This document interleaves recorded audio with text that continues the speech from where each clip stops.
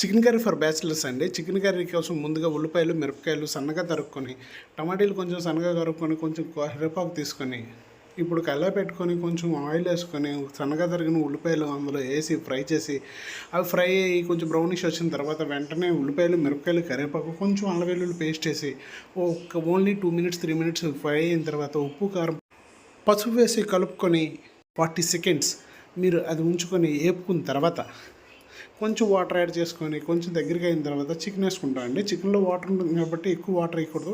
చికెన్లో వాటర్ అంతా దిగినంత వరకు కొంచెం ఉడకబెట్టి మూత పెట్టామనుకోండి, తర్వాత కొంచెం మనం ముందు కట్ చేసుకున్న టమాటీలు అందులో వేసి కొంచెం మగ్గినంత వరకు ఉంచుకుంటామండి. మగ్గిన నీరు యాడ్ చేసుకుని తర్వాత గరం మసాలా వేసి కొంచెం కలిపేసి మూత పెడతామండి. మూత పెట్టిన తర్వాత కొంచెంగా ఉడకడం స్టార్ట్ అవుతుంది. ఉడికిన తర్వాత ఒకసారి కలుపుకొని తర్వాత లాస్ట్లో కొంచెం కొత్తిమీర వేసుకొని తింటే మనం అనుకున్న బ్యాచిలర్ కర్రీ రెడీ అయిపోతుందండి.